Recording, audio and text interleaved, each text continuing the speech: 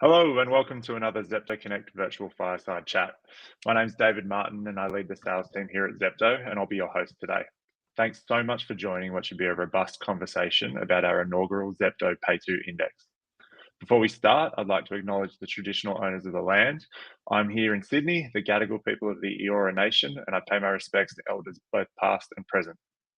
Now, before I introduce you to our guest today, a little bit of housekeeping. Zepto Connect events are best with audience participation, so we'd love to hear from you today. You will see some icons toward the top right of your screen. There's a chat box represented by speech icons for general comments, emojis, and praise for our expert presenters. Below that is a Q&A icon where you can pop in questions you'd like me to ask the panel. We'll be monitoring the feed during the session and we'll get to as many as we can. If you think someone has asked a really excellent question, you can upvote it by clicking the up arrow beneath the specific question. And for best results, keep questions in the Q&A channel and comments, shout outs and emojis in the chat channel. With that out of the way, it's time to meet our guests. Joining me today are three Zepto team members who are all instrumental in putting together the inaugural PayTo Index report. So for the team, as you come in today to introduce yourself, I would love to hear about the first PayTo payment you made in the wild and the dream merchant you'd love to see adopt PayTo as a payment option. Chris Pontendwyer, we'll start with you. Thanks, David. Great to be here today. So I'm Chris Pontendwyer, otherwise affectionately known as CPD. I part of the commercial team at Zepto, and really my role is helping organizations to understand the benefits, both from a consumer lens and a business lens when considering PayTo, and then work with them and rolling that out across their business over a period of a phase period. My first transaction with PayTo, maybe like a lot of people, mine was with Amazon, and it has seen plenty of transactions from both myself and my wife since. So that's my experience so far. All right, and I'll introduce myself. So Jamie with staff, I'm a senior solutions engineer here at Zepto. As the name might kind of give it away, I work throughout the entire solutioning and the onboarding process with our merchants. I work very closely with everything PayTo since its launch. So eat, sleep, breathe, PayTo essentially. And I've also used it through Amazon, but I've done a lot of testing, so it's kind of cheating to say that when I've used it in the wild. But I have recently gotten a few friends to test to use PayTo when it comes to paying their bill on Red Energy. So I've been pushing that quite a bit myself as a little promo and marketing for PayTo.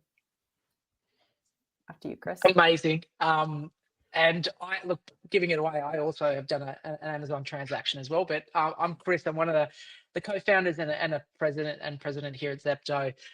Followed this journey well before we even went live with PayTo, like how we became connected into the infrastructure, like just a passion project over many, many years, and incredible to see where the business is at, where the industry is at. But yes, I've done many PayTo transactions, but I guess the one that stands out for me is helping my in-laws do one for their Spirit of Tasmania trip that they did a little while ago. But that was very smooth, and again, Amazon shout out, looking really good there as well. Excellent, thanks team. Have we said the one that we want to do? Please go ahead. I can lead that. Like, I have a real pain point in my family at the moment with flexi schools. I don't know if flexi schools is on the call today, but they are a lunchtime wallet top up. We're forever having to go through a pain point with them, and it would be the perfect opportunity to have like an account on file type PayTo capability to top that wallet up in real time. Please, if you're out there, embed that. Excellent. So you can hear today you've got experts not only on the data side, but also people who have actively used PayTo, which is somewhat rare in the wild as we're in that nuanced and nascent state. But we're really pleased today to share with you some of the highlights from our inaugural PayTo Index report. We're mapping Australia's PayTo adoption as the nation's payment ecosystem undergoes a seismic shift towards real-time payments. With just over 4 years to go until 2030, Zepto's PayTo Index demonstrates how the NPP and PayTo usage are gaining momentum, with the report acting as a benchmark to track uptake, alongside honest and open commentary about the market, challenges, and how they can be overcome. as of July 2025, we have processed over 1 million successful PayTo transactions, with that totaling more than $612 million in value. This report is the first of many, and we're pleased to share with you some of the insights we've gleaned from this first million successful PayTo payments. So to get the ball rolling and set the tone, Chris Jewell, can you provide us with some of the commentary on your thoughts on the significance of the 1 million payments milestone? Yeah, it's phenomenal. Like, it really is. And I was looking up before the webinar started, just the most recent RBA data. So on the 7th of July, the RBA published the most recent payment statistics that go through to the 31st of May, just to quantify against the backdrop of how many PayTo transactions have been done. There's a bit of a time delay, but up until the 31st of May, there's been 3.1 million PayTo successful transactions in the ecosystem. So it really gives you that light on the context of where Zepto's played. I think Zepto has these insights now, and hats off to the entire team and the people that are sitting behind the scenes that help pull this together as well. Like, we've now got some very interesting insights combined with the fact that over the last 4 financial years, between FY 22 and 25, Zepto has also processed over 250 million account-to-account transactions. That's both MPP and BEX payments come together. So we are in a really interesting spot where we can leverage. And again, this is not a one-off index. We want to continue to build on it from a base. But I think what's really important is that, payment innovation continues to accelerate, from everything from cards to wallets, open banking, digital assets. But I do think that account-to-account innovation is absolutely, there is a wave of momentum carrying there. And in Australia, we're very fortunate relative to other ecosystems. We've got one of the world's best infrastructure, real-time payment infrastructures to enable change. And that's underpinned by identity, consent, settlement, real-time settlement. And I think that foundation, that infrastructure is what we're leveraging to be able to drive some of the most progressive and transformational use cases in market.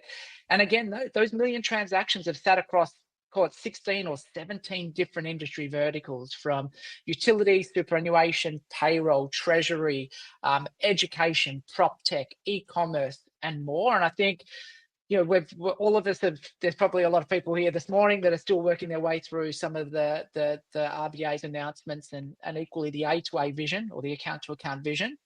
But I think as we think about an account to account vision, a vision for an ecosystem that does really benefit the public and end users, it's clear to me that PayTo will be foundational to that vision in whatever form. So I'm really excited to kick this off with each of you today and really go deep into this. Like, PayTo is dynamic. It is not static.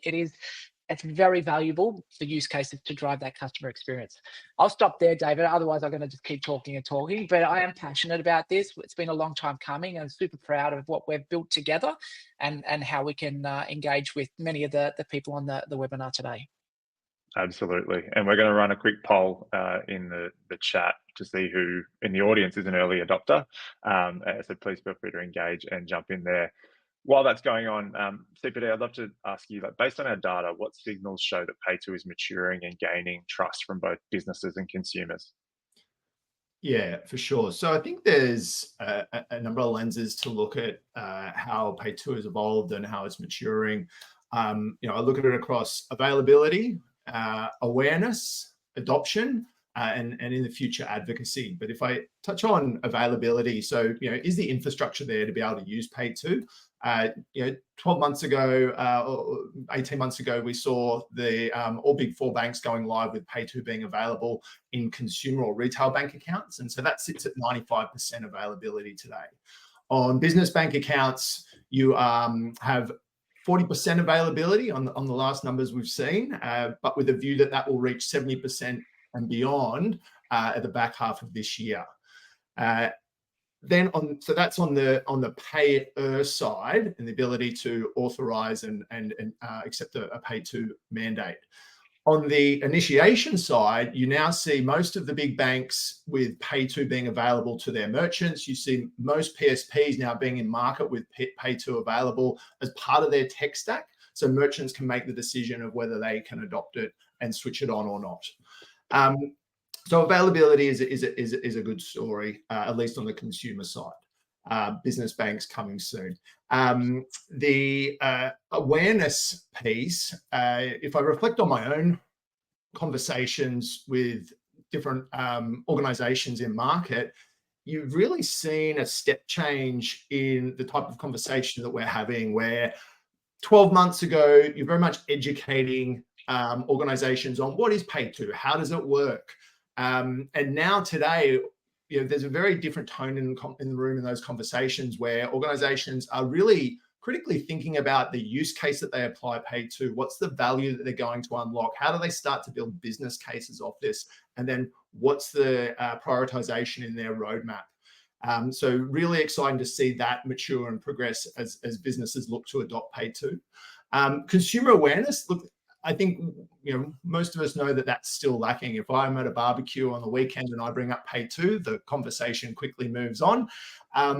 But I think there's a bit to talk about there during today's conversation, and moving from awareness into adoption. And you saw at the start that slide on the methodology and all the industry verticals that we currently power with PayTo today, where you've got at least one brand available in multiple industries, from healthcare to real estate to education to e-commerce to financial services, which is really exciting. And in some of those sectors, you've got multiple brands, and actually the majority of players starting to offer PayTo as a payment method, which is incredible. On the consumer side, when we think about adoption, right, while awareness is low, when it's offered at a brand that is trusted and the experience delivers value to the consumer, we see some really strong metrics in terms of share of checkout. So of all the payment methods that are offered, when a customer makes a payment, what percentage are using PayTo? And that can start from 3 to 5%, where there's very little incentive, not a lot of promotion, just organic adoption, up to 50% plus share of checkout for merchants who are really prioritizing and leveraging the power of PayTo to define a new innovative customer experience. And so, availability to awareness to adoption. And I think in the future, we'll start talking about advocacy. So how much does PayTo just become a habit of the everyday Australian consumer? How does that start to drive advocacy and loyalty as a payment method? Yeah, I'm just going to absolutely. ask a quick question there as well. Like you think about, I think the conversation, and David and Chris, you guys have been at the point of this, like early on from a merchant engagement point of view, it was very much like, is this just a replacement to direct entry? It's sort of a plug and play. But I think you think about some of the more engaged merchants that we've recently looked at. This is not just a static like bolt on. This is an enabler to really create a far more dynamic experience with the customer that then can amplify other payment channels, other types of experiences that are not just PayTo enabled, but it could be collections, like an ethical collection or a refund. Like, do you see that I see it from one side, but is that more common now that the conversation is lifting, or is it still a mix? Or Yeah, I think so. I think at the moment, like, people are using it as a way to reimagine how they collect money in a checkout flow versus the traditional or the intended purpose of what people thought PayTo was going to be, which is that direct debit replacement. I think that will still happen over time. And, as more and more use cases come out, that will emerge as a very big part of what PayTo can do. But I think when it was created, and there are probably some people on AP Plus on the call, so thank you for building it, but they've built something that they didn't really realize how powerful it could be, because of the data that's passed and the real-time nature of the payment, which we'll talk about in a little bit, in terms of how quickly the money settles and how quickly messages are exchanged to indicate a successful payment. But it's really enabled early adopters to kind of go, you know what, like, let's give our consumers a new way to pay, and let them pay from money that they have in their bank account that is the essential digital cash almost. So yeah, I think it's quite encouraging, and it's reflected, I think, in what we're seeing in the poll on the side, where 2/3 of people have used it. And now this is obviously a slightly biased audience because we're all payments nerds, but that shows that it's definitely a lot more prevalent than it was 12 months ago or even 6 months ago. And I think that 20% of people on the call haven't seen it as a payment option. Like, that's probably reflective of where it's at. It's not everywhere. You've got to know where to look for it. And to disappoint the 10% of people who thought this was speed dating, I apologize, but we'll get out numbers later on and get some calls going. But yeah, that's where I think it is. Yeah, I mean, it's frustrating that, like, if you have one bad experience as a consumer where this is new, you're not coming back to that, right?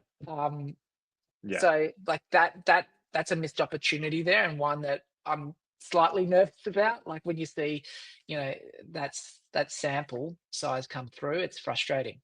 Yeah, I agree. Pivoting to the data now, the report draws from a broad and rich data set comprising of both market and proprietary Zepto data.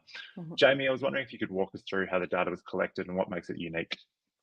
Yeah, absolutely. So we've been collecting data since day one. So since PayTo has launched our very first merchant, we've been collecting data.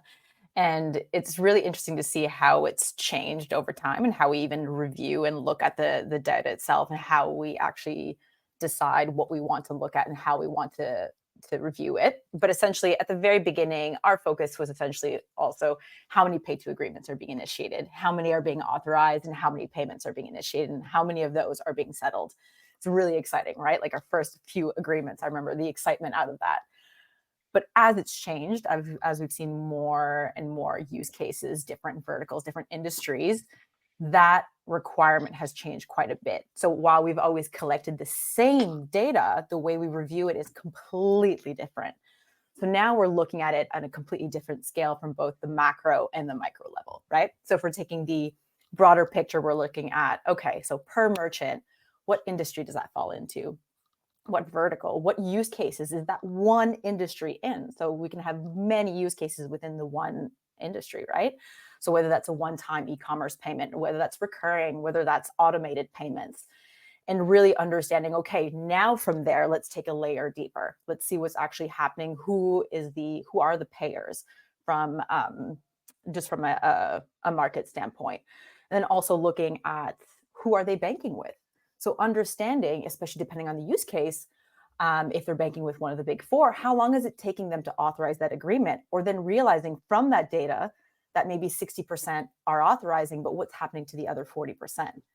And then now taking it even a layer deeper is looking how long is that taking? So if we're working with a time-sensitive merchant, like an e-commerce checkout process where we want to make sure it's happening within a 10-minute window, what's happening? So you'll notice how we start really high level with that data, and then we can easily go down and layer deeper, and it's telling us different stories. So it can easily get messy because there's so much data, but it's really looking at how the data transforms into information, and then that information transforms into insight. And that's the biggest thing, is understanding where we started off from, and then going back to how we're saying how we want to see PayTo transform is seeing that information and how that's feeding into what we should be doing and how we should be educating our merchants to then educate the end consumer so that they adopt PayTo. So it's been really interesting to see that. Again, the data is constantly changing, but essentially from collecting that from day one, you can already see the trends and patterns of where this is going. Again, we're seeing that beautiful line go up, which is the adoption. But it completely depends on the industry and the use case. So it's really interesting breaking that apart. Thankfully, we have an awesome data team as well that lives and breathes that as well at Zepto. But yeah, it's just constantly evolving. But what makes it that much more unique as well is that because it is new, this is all new, right? It's new for us. It's new for the industry. It's new for consumers. It's new for businesses. So as we're gathering this information, it's really great to share that with not only the Zepto team, but our merchants, and opening up these conversations, because we're kind of all going through this together. So that's what makes it the most unique, is we're just all going through it for the first time. I think Absolutely. this report, that's a really important call out. Like, what we feature here is at a portfolio level. So it amalgamates the million transactions, or not quite the million, up until the end of that date that we captured it. but to your point, like when we think about, then you sort of say, okay, well, there are different types of PayTo, which we'll get into. And then you think about, okay, how do we think about the mandate and the creation of the mandate for that use case to optimize for success?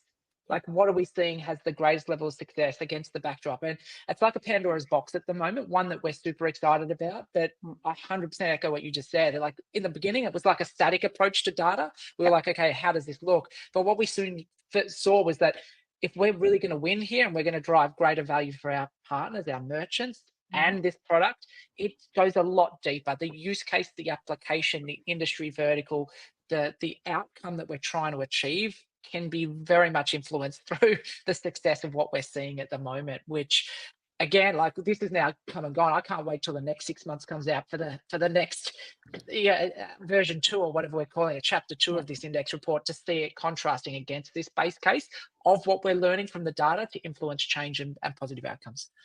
Yeah, absolutely agree. And to the people who have asked questions, we're not ignoring them. We just know we're going to answer them moving forward. But I think, Sam, to your question, Jamie kind of touched on that a little bit with the banking stuff, and it is very dependent on the bank that you're working with or your customer has as to how they get that payment flow. But we will talk about some of the lessons we've learned and things you can add in a little bit. But we did want to dive into the data now.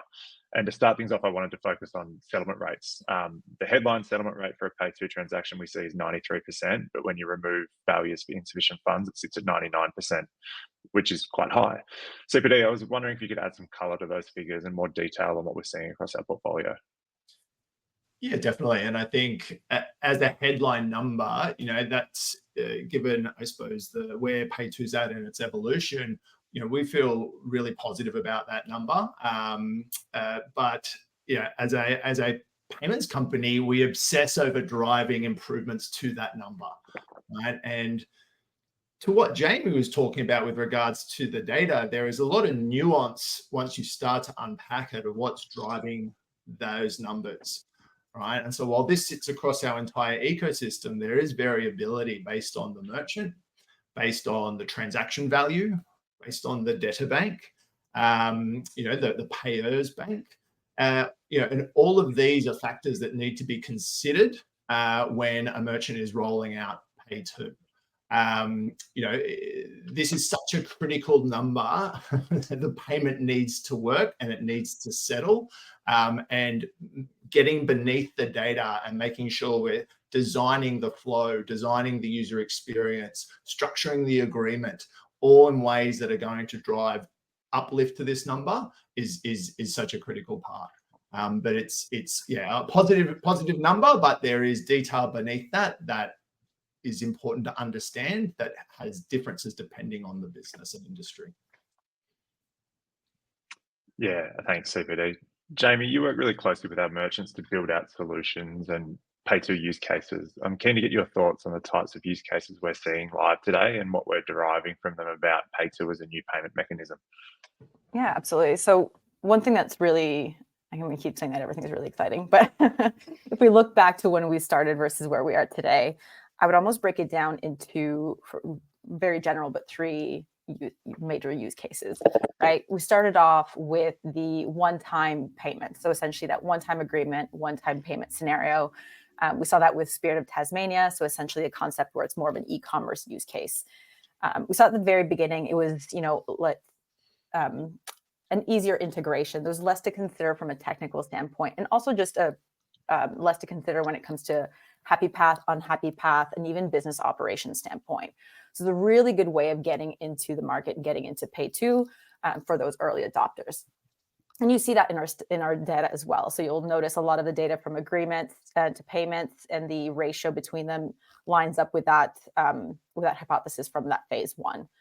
Then we saw that kind of evolve into what we're seeing now, which we're noticing is that card on file type of scenario, so the account on file. So again, going back to Amazon as an example. So we're seeing that in the e-commerce world as well, where essentially the idea is that you have what I would consider as an open agreement with a variable amount, and then you can simply initiate multiple payments against that one agreement for that merchant. We're seeing that in the investment world as well. Leasing as well. So essentially the idea that you can easily create one agreement to multiple payments. So that's kind of the next phase, essentially, it's slightly more complex from a technical integration because there's just more to consider, right? There's more that can potentially go wrong in an unhappy path scenario. But there's still all of the data and all of the error codes and the reason codes and all of the steps that you can make sure that this is an easy process for the end consumer. And then this is where we're going to start seeing that in the data as well and how that's evolving. Now, what we're already starting to see is the beginning of the next phase of the use cases, which is that automated repayment. So it's very similar to phase 2, which is the open agreements with multiple payments. But in this case, think of automated bill payments. So essentially the concept, again, that you authorize an agreement with, let's just say it's Red Energy, and then a payment can be automatically debited using PayTo from your bank account on a fortnightly or monthly basis, as an example. So we're already seeing merchants gain the confidence from the data that they're seeing from going with phase 1 use case, phase 2 use case, and they're slowly moving to that third use case. So this is something that we're seeing currently happen today, just from seeing PayTo in the market. So it's really essentially just something that's from seeing it in the market and having PayTo adopted, that there's just the confidence being built up and being used. And that repeat behavior is kind of highlighted in that little call out down the bottom with 6 transactions linked to every active agreement or every active account. So you can definitely see that consumers are coming back and using it again, which highlights that there is a bit of stickiness there and something that helps with business case writing when you're looking at, how do we make it not just a payment method people use once, but something that people, continually come back to because of all the good things we get from it. Yep. So, Peter, and this will answer one of the questions in the chat, but the report highlights a gap between agreement creation and authorization. Can you jump into what's driving that disconnect? Yeah, for sure. I think generally speaking, I see 2 kind of main drivers for that.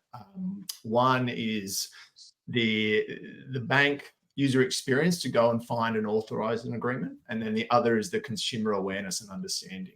So if I think about the bank side, you've got some banks that have a really strong PayTo agreement authorization rate above 70%.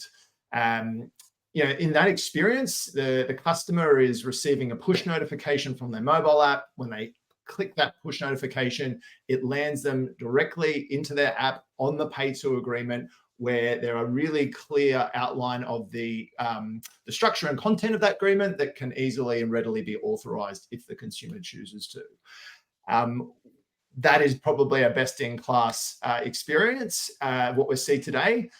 On the flip side of that, you've got some banks that will send an email that then instructs a customer to go into their banking application to authorize the agreement, right, without being able to offer any direct link. So when they land in their mobile banking experience or their desktop experience, they've then got to go through 6 or 7 steps to actually locate that agreement. And it's actually this level of friction that is driving a high degree of timeouts, either merchant-initiated timeouts because the checkout flow can only go so long before you lose a customer, or the actual ecosystem timeout.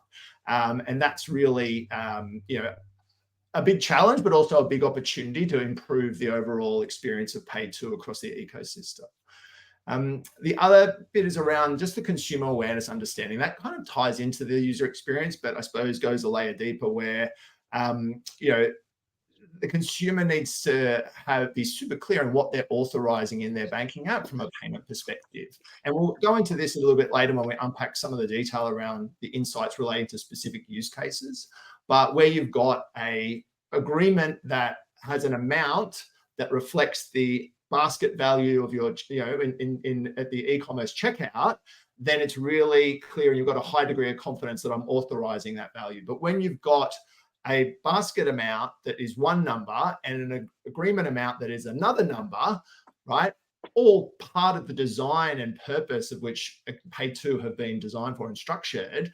There's probably a lot of hesitation in understanding, well, what am I actually agreeing to here? Now that bit is going to require some education across all players in the ecosystem to really make sure consumers understand what they're signing up to. But I think it's really those 2 pillars that is limiting this number at the moment.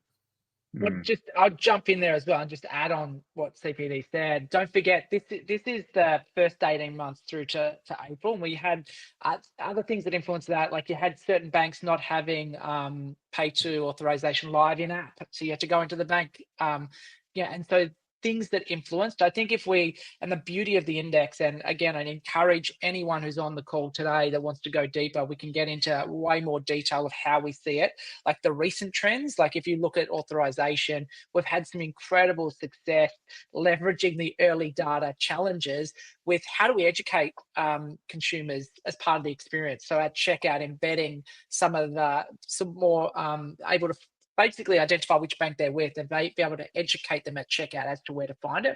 And we've seen that the authorization success rates jump significantly through that as well. So I think when we're moving, and this is the evolution, and again, one thing that we do look at constantly on a week-to-week basis is how is that authorization rate moving relative to the historical. And it is moving in the right direction, but the call out here is there's more work to be done for sure.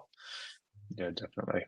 I think that's a good segue to jump into kind of what we see from the use cases we power, and Jamie kind of described those previously, which is awesome. But you can kind of see there are different statistics or different agreement approval rates based on the type of use case that is being powered.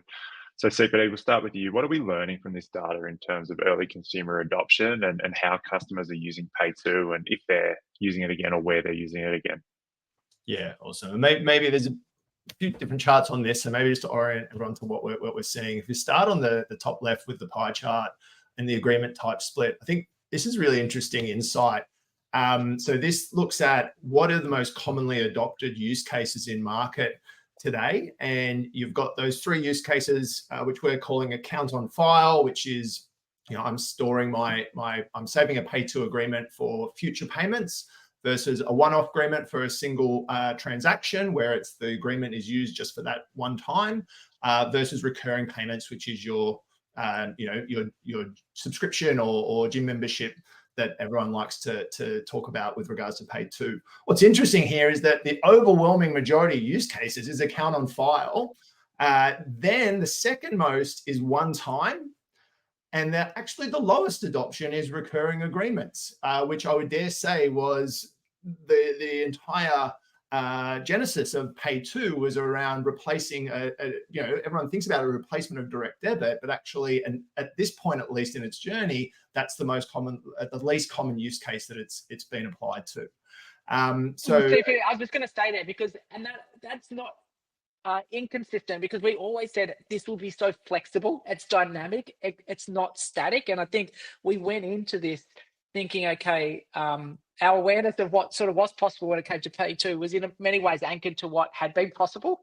And now I 100% agree with what you said. It's like it's becoming more dynamic in the way that it's positioned, which is absolutely shown in the data, which is it's awesome. Absolutely. And the account on file use case is all about taking friction out of the customer experience, which is really one of the strengths of PayTo. But also you can see here, it's the flexibility within the PayTo agreement structure that you can essentially mold it to suit the use case that is right for your business. And so if I move through these charts just to talk to each, in the bottom left-hand corner, this talks at agreement conversion. Right. And so we looked at the agreement numbers at an aggregate level on the previous slide. This one is breaking how agreement conversion performs across the different use cases. And if you look at one-off being the strongest performer there, this ties into what I said earlier around, well, I'm getting an agreement that is really clear in the content of that agreement, and I can see how that relates to the transaction I'm trying to complete. Versus a recurring agreement where it probably seems like what is happening is I'm giving the business, the brand or the merchant, complete control to debit my account on a regular basis. And so you can kind of see that I think there's the consumer education and understanding piece that's just holding back some of those other use cases. And then in the top right-hand chart, you've got once an agreement is authorized, how many go on to complete a successful payment. And again, the one-off PayTo agreement, in the vast majority, over 99% of cases, is going on to complete a successful payment. Whereas recurring and account on file, you've got over 3/4. So still relatively strong numbers. And then in that bottom right, I think this one is really interesting and speaks to the 6 transactions per active account number that was on the previous slide, is when you're setting up a PayTo agreement with the right user experience, customers are returning to use that agreement. Even in this short period of time that PayTo has been live, we are still getting customers coming back, returning and using PayTo again and again. For one-off, you can see that less than 1 in 5 are returning to use the agreement again, but that's more related to the product or the service that they're purchasing from. So whether it's a luxury holiday package, or I'm catching the Spirit of Tasmania to get my car across to Tassie for a holiday. These are things I'm not doing frequently. So that one-time use case and that return rate for consumers makes sense in that context. But I think the takeaway from me is that the flexibility of PayTo is quite powerful, and your ability to apply it to a range of use cases based on what your requirements are and what the desired outcome is as business. Each use case has its challenges based on the conversion funnel, right? And you need to understand where those breakpoints or friction points are. And then there are ways in which you can structure the user experience, structure your customer comms to overcome some of that. So what Chris was talking about with regards to, most merchants who are offering PayTo and are really investing in it, at the very least, they have an FAQs page where it clearly outlines what PayTo is, how to use it, going to the level of detail of, if you have this bank, then you need to follow these steps to go and authorize your agreement. The best experience we've seen is where that is done in the context of the checkout flow. And we're actually seeing that PayTo agreement authorization improve 20% or more. So, there's certainly, when designed correctly and appropriately for the use case, we can see that a lot of these points where it's currently falling off really start to perform much better. Thanks, CPD. Really great context there, and I think it really gives you a view of just how rapidly the space is changing and how broad the application is. I'd like to talk about incentives now for adoption, because we do see a little bit of that in market at the moment. I think in answer to one of the questions in the chat, are we seeing adoption in person? Not at point of sale, but one of the use cases that's out in market at the moment is the Wave Shopback Chemist Warehouse example, where they're doing a cashback for payments on in-person or in-store payments. So it's an e-commerce flow in checkout in aisle. And that seems to be working, and we're seeing good data off the back of that. So Jamie, what other incentives are we seeing in market, and are they driving uptake with consumers? Yeah, absolutely. That's a perfect example right there. Cashback and rewards is the number one. But one of the simpler ones that we're seeing that's not even of monetary value is simply the positioning of PayTo in the checkout process. So simply putting it as the top position or the default position is actually, we're seeing an increase in the adoption of PayTo, which is throughout the actual checkout process. So as an example, we have Red Energy, who has as the default option. But of course, you do have the monetary options as well. So if we're looking, and I know we've said Amazon a couple of times today already, but if you do look at Amazon, it wasn't only in the actual checkout process, but even when you're looking at a product, there was actually some promotion to essentially redeem a discount off of the product you were looking at if you opted for PayTo. So there's a few ways where simply by positioning, putting it at top of mind, again, essentially just the default option, user just goes through the checkout flow without thinking. Or actually providing any kind of discounts, and then and the rebates as well. So there's a few things that we've seen throughout the onboarding of PayTo that has helped with those with the adoption process. But definitely, even having it as the top position has made a big difference. Yeah, absolutely. And I think it's going to be a really interesting watch. Obviously today there was a very big announcement about surcharging and what potentially could be changing there. PayTo, being a relatively low-cost payment method, is well positioned to be a surcharge-free option. But then also, if this whole landscape changes and surcharging is unavailable anymore, making sure that you've got a broad suite of payment options is something that really helps drive that cost of acceptance down. Crystal, I was just going to add, yeah, I know please. we're sort of short on time here, but the other two things I think which are worth shouting out as well, like in that account on file experience, being able to embed that limit so the consumer can put in $100 or whatever it is. So it's not just an open mandate, I think is like as people get their head around that and that flexibility is embedded, and it doesn't stop there, to add more flexibility into the mandate to curate it, I think is really important. But even things like one of the big things that the market continued to talk about is consumer protection. I think watch that space over the next 6 months on how do we add layers now in the next version 2, 3, 4, 5 of PayTo that really unlock some of these really core challenges more broadly. And I think that adds to what CPD and everyone's been saying here is like, this is not static, it's dynamic, and we can start to add these curated pieces around it that really amplify for each and individual use case. I know we've got a lot of questions coming through here, but it's more, a lot of them are industry specific, and the purpose I think of today, sort of probably speaking for us all, is that we've got so much information, as Jamie said, on so many aspects of this to get the best outcome. And it's just, we want to share the portfolio and what we're seeing at a big level, but going deeper, I think the real hook here is for people to reach out and engage with us, and then we can add a lot more value specific to the use cases that people want to explore. Absolutely. It's funny, it does kind of circle back to that speed dating. Like, this is all about getting a second date, I think, because that's where we can really have a deep conversation. But Chris, just sticking with you in terms of whose responsibility it is to drive adoption and drive improvement to the ecosystem, would love to get your thoughts there, whether it's the banks or government or AP Plus or merchants, because it is a very broad ecosystem. Yeah, it is.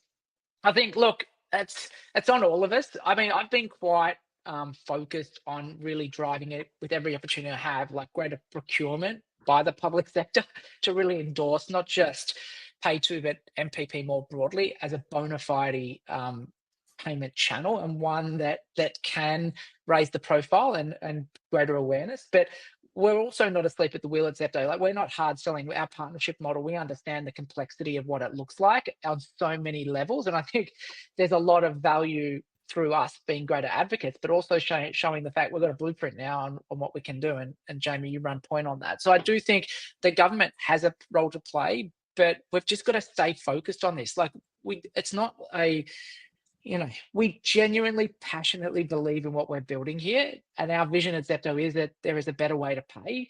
And as we said, we're fortunate that the Reserve Bank and the outlook of the move to the MPP now is at its core has this vision assessment, which when you put the end user there and complement it as the RBA has with this foundational element, I think we're absolutely moving in the right direction where this is coming. But we've never been the one that said it's going to be a hard line in the sand on this date and it's going to change. That's not the way it is. We need to drive institutional, enterprise, progressive, mainstream use cases where this really drives value. And everyone on this call knows, on this panel, knows we've got some big names dropping over the next 6 months with some of the largest applications of this, which we can't wait to share. But I think our game plan has never been, hey, look, we're pushing this out as fast as we can, we just want it to work. That's not it. We're here for the long run with the partnership to drive in collaboration with our merchants. But it would help a lot if we could drive the awareness through the public sector, which are the biggest users of payments, I think. That was a long answer to a relatively simple question. No, it's a good one to have. I think as we rapidly approach time, I'd just love to whip around to all of you and ask, if you had to leave the audience with one takeaway or action item from the report, what would it be? CPD, 30 seconds, we'll start with you. Yeah, I think the flexibility and the rich data with that is built into the PayTo infrastructure unlocks so much opportunity to define an experience or a workflow that is going to solve a real business challenge or unlock a customer benefit. I think really getting into the detail of thinking about what are those use cases where we've got challenges today, and how can a data-rich, real-time, digital-first payment method, solve for that. Is an important conversation and thing to start planning. Jamie? I would say to keep in mind that everything is so different per industry, per use case, per merchant, and that the data is constantly changing. And like, as we're talking right now, some of these stats are realistically, they're outdated already with how quickly things are changing. So keeping in mind that PayTo as a whole is going to keep going through versions, right? It's going to evolve. We're going to see use cases that we probably haven't even discussed today that we haven't even thought about. And it's going to start appearing. We're going to start seeing hints of that. And again, with the insight that we've gathered, we're going to see that trajectory happen. So just keeping in mind that it's an ever evolving tool. Yeah, absolutely. And, Crystal, final word. My view, look, we're not a bank. We're not static. We are absolutely dynamic, passionate, energetic. We're a tech company. We're tech first. And so when you think about everyone on the call about what we're trying to achieve here and what you're trying to achieve to sort of differentiate your product or service through payment innovation, we believe we're best in class, and we've got 250 million transactions behind us to put ourselves in that position. So we'd love the opportunity to partner, to talk more, to go deeper, hopefully one day to work together. But like, we want to build that trust. And I think, PayTo Index report goes a long way to sort of representing what's been good and what hasn't. But we're going to be back here in 6 months' time, and I can't wait to sort of compare the pair. So yeah, we'll see how it goes.